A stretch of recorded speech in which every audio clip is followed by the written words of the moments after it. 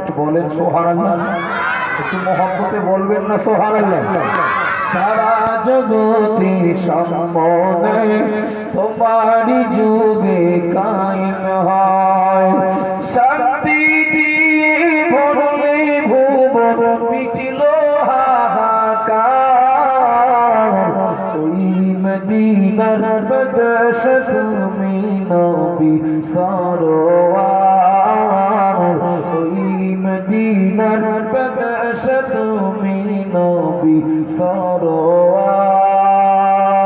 আল্লাহুম্মা সাল্লি আলা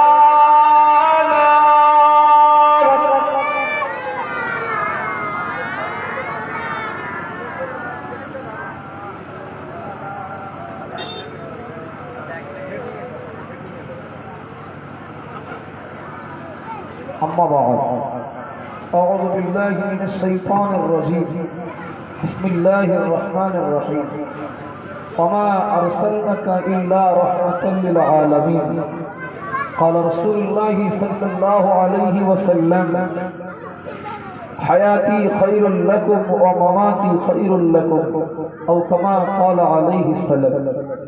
সম্মানীয় আমাদের সকলেরই অত্যন্ত শ্রদ্ধার পাত্র প্রবীণ আলেম দ্বীন আমাদের মুস্তা সাহেব হুজুর, স্থানীয় ওলামায়ে কেরাম, মসজিদের ইমাম, মাদ্রাসার শিক্ষক, বিভিন্ন স্তরের সম্মানীয় গুণীজন ব্যক্তিত্ব, মজলিসে বসা, মাইকের আওয়াজে থাকা আমার বাপ, ভাই, মা ও বোনেরা, আল্লাহ শুকরিয়া আদায় করছি যে আল্লাহ পাক রব্বুল আলামিন রবিউল আউয়াল মাসের এমন একটি রজনীতে প্রতি বছরের ন্যায় এবছরও এই পবিত্র মিলাদুন নবী মজলিসের আয়োজন করার তৌফিক আল্লাহ দিয়েছেন। তার জন্য সকলে খুশি হয়ে বলি আলহামদুলিল্লাহ। বিরাট খেতে খেয়ে লাগলে হতো নাকি? আলহামদুলিল্লাহ বললেন তা মনে হচ্ছে 3 দিন খান। আল্লাহ এই সময় অনেকে হসপিটালে ভর্তি না বাবু, এটা হ্যাঁ না বলে আমরা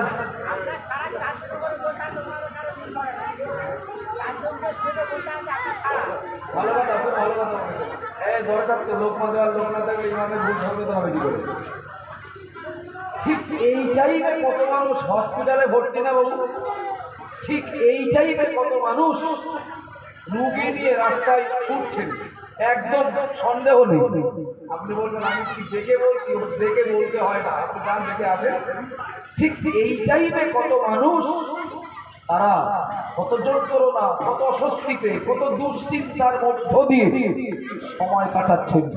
আল্লাহ সব অস্বস্তি যন্ত্রণা থেকে আল্লাহ আমাদেরকে হেফাজত করে এই নবিয়ানা মজলিসে বসতে দিয়েছেন, এটা আল্লাহর একান্ত দয়া। তার জন্য আল্লাহর শুকরিয়া আরো একবার আদায় করি, বলি আলহামদুলিল্লাহ। প্রিয় নবীর প্রতি অসংখ্য দরুদ ও সালাম, সকলে বলি সাল্লাল্লাহু আলাইহি ওয়াসাল্লাম। যারা হাজির, আমার পূর্ব মুহূর্ত পর্যন্ত আমাদের সকলেরই অত্যন্ত প্রিয় ও শ্রদ্ধার পাত্র হান্নান সাহেব হুজুরের সুযোগ্য সাহেব জাদা অনেক মূল্যবান আলোচনা করেছেন।